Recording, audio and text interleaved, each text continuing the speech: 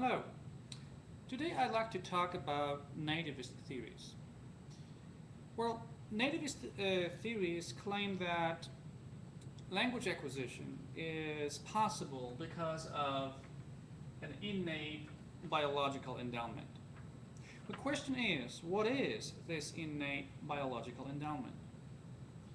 And in fact, there are three answers to this question which divide linguists into three camps. The first camp, universal grammar, claims that, in fact, our brain is equipped with what they call LAD, or language acquisition device, which enables us to learn the language. So it is a specific part of our brain that is only concerned with the language, that allows us to learn various languages across the world. The prominent names in this camp are Noam Chomsky and Stephen Krashen. The second camp that tries to answer the question, what is this innate biological endowment, is the camp called general cognitive notions. Well, researchers in this camp claim that we don't have any language-specific faculty. However, we learn languages with the mechanisms that are general, the mechanisms that allow us to learn not just language, but all other sorts of phenomena that we need to learn: music, arts, science, and so forth. So basically, what they say is that our brain is equipped with general cognitive notions such as dependency, adjacency, precedence, from which mechanisms for all types of learning, not just the language, are derived. The names that fall in this camp are O'Grady and Parker. And finally, Camp 3 is the camp that consists of researchers who combine the two previous views. So universal grammar plus general cognitive notions. So they claim that this innate biological endowment incorporates both LAD, language acquisition device, derived from the first camp, and general cognitive notions derived from camp 2. The prominent names in this camp are Dolly and Burt.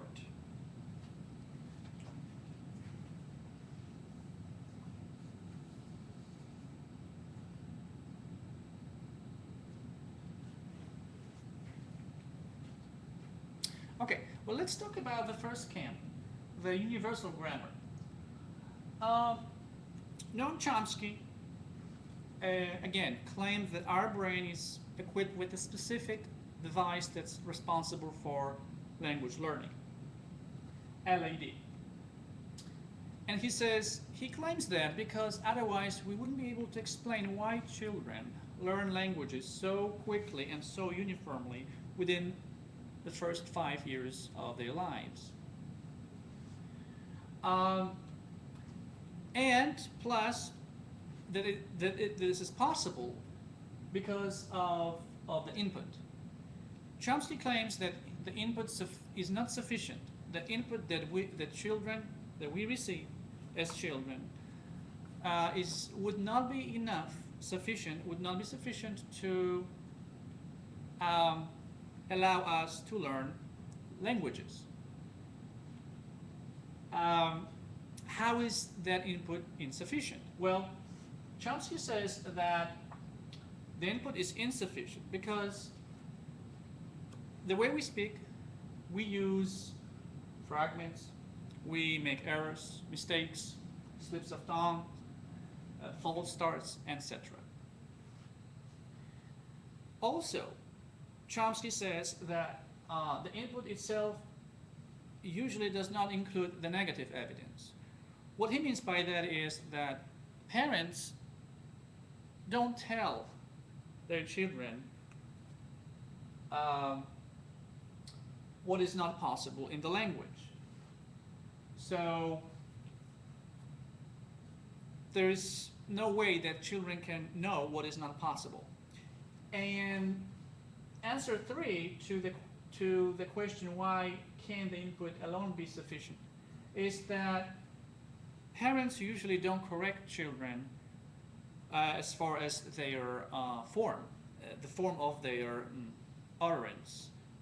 They correct usually children in regard to the truth value of their utterance. So how does that LAD work? Because apparently, again, Chomsky says input is not sufficient, yet children learn language quickly and uniformly. How does LAD work? Well, he says that based on the input and LAD, language acquisition device, that is in our brain, that children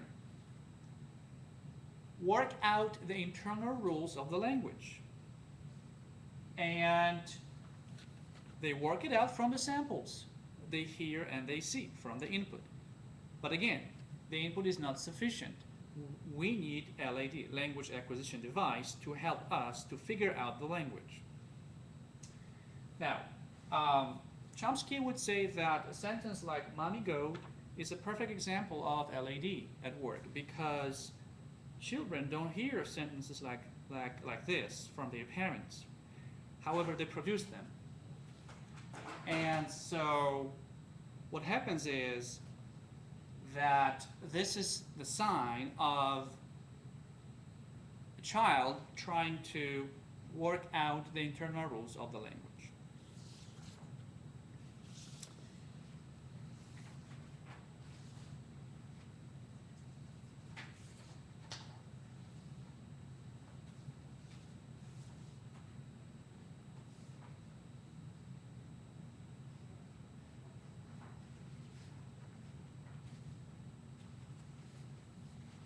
Okay, well, not everybody was satisfied with Chomsky's theory of universal grammar and language acquisition device.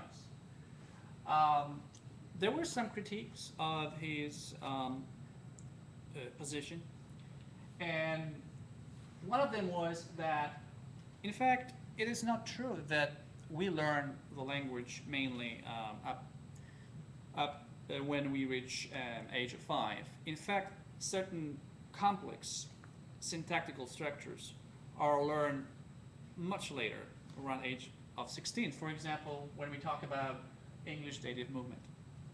Now, another criticism came from a study done by Parker. Well, let's look at the example.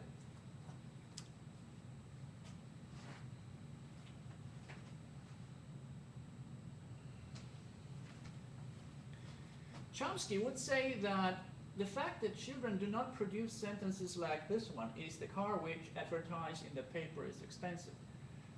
He says the fact that we don't produce, or children do not produce sentences like this, is because of language acquisition device, of the innate the device that allows us to figure out the rule. However, Parker says that a sentence like this doesn't have to necessarily come, or the correctness of the sentence doesn't come necessarily from the fact that LAD is at work. It could come from the source that's different. He says that as long as children know that we do inversion only in the main clause, "Is the car which is advertised," as long as they know that the inversion takes place only in the first clause and not in the adjective clause, they can make a conservative hypothesis and apply it later on. It doesn't have to be necessarily subconscious rule. It can be a conscious learning on the part of the learner, which would not be LAD. That's what Parker claimed. Well, in some, Chomsky's universal grammar has become probably the most influential of all. And to this day, many researchers have been following this the Chomsky's tradition and have elaborated on his work, and it still persists to be the major acquisition theory in the first language.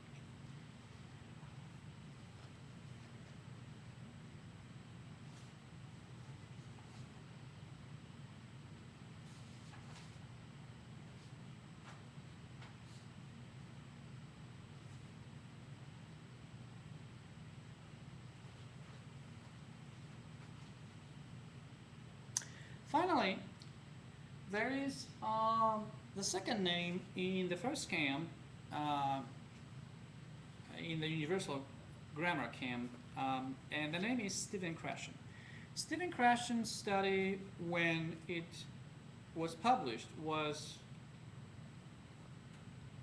very well received and brought a lot of attention, and then later on it was critiqued as well, to much more extent than Chomsky's. So let's talk about Stephen Krashen's study, for example.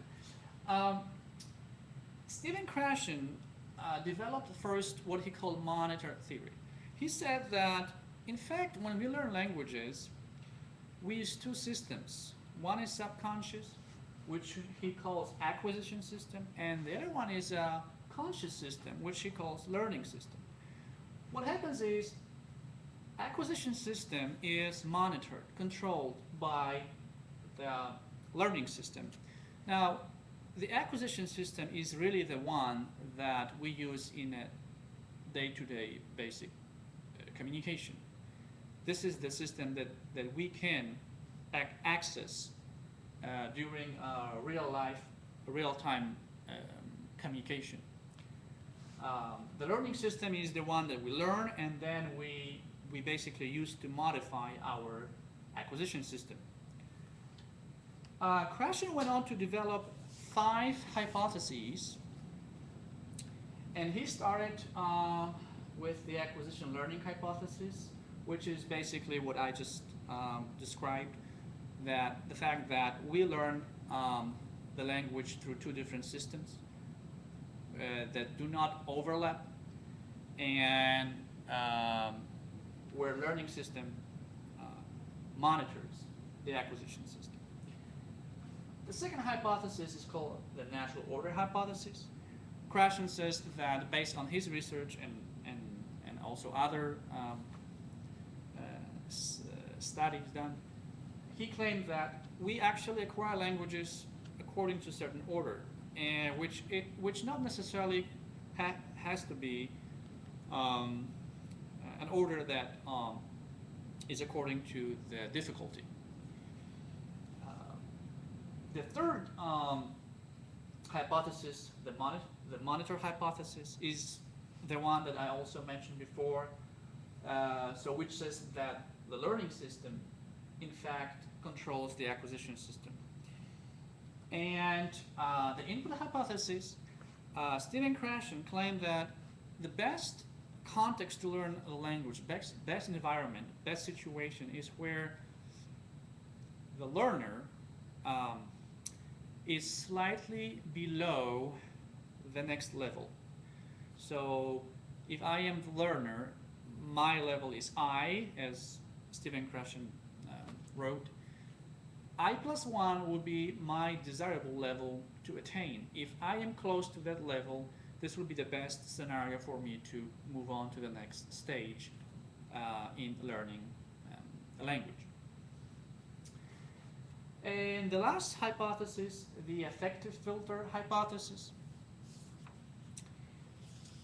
says that there are many different factors that, in fact, influence our learning, such as motivation, self-confidence, anxiety, and so forth.